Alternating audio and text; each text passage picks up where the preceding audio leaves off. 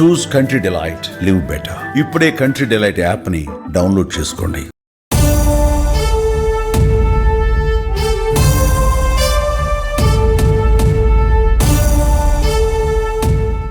నెలకు 3 లక్షల జీతం, అందమైన కుటుంబం, తిరగడానికి ఒక కారు, వారానికి ఒక సినిమా, నెలకు ఒక టూర్. లైఫ్లో ఇంతకంటే ఏం కావాలి? ఏసీ గదుల్లో లగ్జరీ లైఫ్. ఇలాంటి లైఫ్ను వదులుకొని కష్టాలను కొని తెచ్చుకొని మళ్ళీ జీవితంతో ప్రయోగం చేయాలని ఎవరైనా ఆలోచిస్తారా? పోనీ ఇంత కంఫర్టబుల్ లైఫ్ని వదులుకొని ఊరుకు వెళ్ళి గ్రామానికి సేవ చేయాలని ఎవరైనా నిర్ణయం తీసుకుంటారా? ఇదిగో ఆ ఒక్కడు మన జర్నలిస్టు కుటుంబానికే చెందిన దుసారి నేతాజీ. చిన్నప్పటి నుంచి ఒక కళ, అది నిద్రపోనివ్వదు, నిలకడగా నిలబడనివ్వదు. ఆ కళ ఏంటో తెలుసా? తనకు జన్మనిచ్చిన గ్రామానికి ఏదో చేయాలనే కోరిక.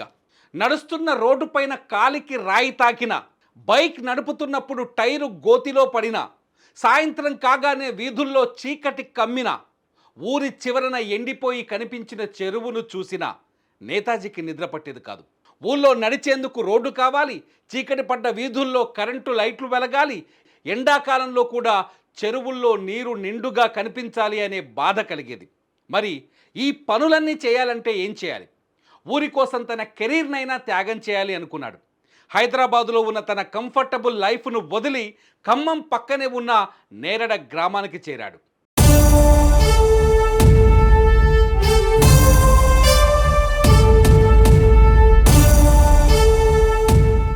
నిజానికి నేతాజీ సిటీలో మంచి పొజిషన్లో ఉన్నాడు. జర్నలిస్ట్గా తను ఉన్నతమైన స్థానంలోనే పనిచేస్తున్నాడు. ఆర్థికంగానూ సంతోషంగా జీవిస్తున్నాడు. కానీ మనసంతా ఊరి మీదే పెట్టాడు. అధికారంలో ఉన్న వాళ్ళు వాళ్ళ గ్రామాన్ని పట్టించుకోలేకపోతున్నారు. చదువుకున్న నేనైనా నా గ్రామానికి సాయం చేయాలని నిర్ణయించుకున్నాడు. జర్నలిస్టుగా తనకున్న ప్రతి అవకాశాన్ని నేరడ ప్రజల సమస్యలను తీర్చేందుకే వాడాడు. కష్టం వచ్చిందని ఫోన్ చేస్తే ప్రతి కుటుంబానికి కన్నబిడ్డలా సేవ చేశాడు. ఆ సేవకుడి మంచి మనసును గమనించిన నేరడ గ్రామ ప్రజలు నేతాజీకి ఒక ఆహ్వానం పంపారు. అదేంటో తెలుసా? సర్పంచ్గా పోటీ చేయు, నిన్ను మా నాయకుడిగా ఎన్నుకుంటామని. గ్రామం అంటే పంచప్రాణాలుగా భావించే నేతాజీ ప్రజల మాటను కాదనలేకపోయాడు. నిజానికి ఉద్యోగం చేస్తున్నది నగరంలో అయినా సేవ మాత్రం గ్రామానికే చేశాడు నేతాజీ.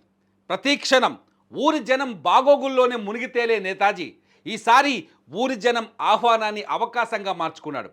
సర్పంచ్ ఎన్నికల్లో పోటీ చేశాడు. అవతలి వాళ్ళు ఎంతటి బలమైన వ్యక్తులైనప్పటికీ నేతాజీకి ప్రజల్లో ఉన్న అభిమానం ముందు నిలబడలేకపోయారు. సర్పంచ్ ఎన్నికల్లో భారీ మెజారిటీతో విజయం సాధించాడు. ఆ గెలుపుని నేరడ ప్రజలు ఎలా సెలబ్రేట్ చేసుకున్నారో మీరే చూడండి.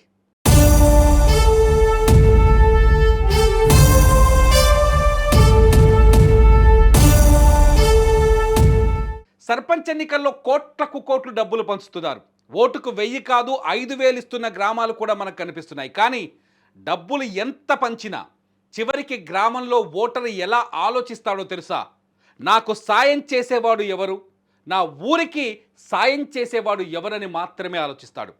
ఒక చేతిలో బ్యాలెట్ పేపర్ను, మరొక చేతిలో స్వస్తిక్ గుర్తును పట్టుకొని చివరి క్షణంలో సేవకుడినే నాయకుడిగా ఎంచుకుంటాడు. నేతాజీ కథలో అదే జరిగింది. అతను ఊరికి అవసరమైన సేవకుడిలా కనిపించాడు.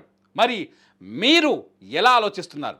మీ గ్రామానికి నాయకుడు సేవకుడు కావాలా, లేదంటే పెత్తనాన్ని కొనుక్కునే బలవంతుడు కావాలా? కామెంట్ చేయండి.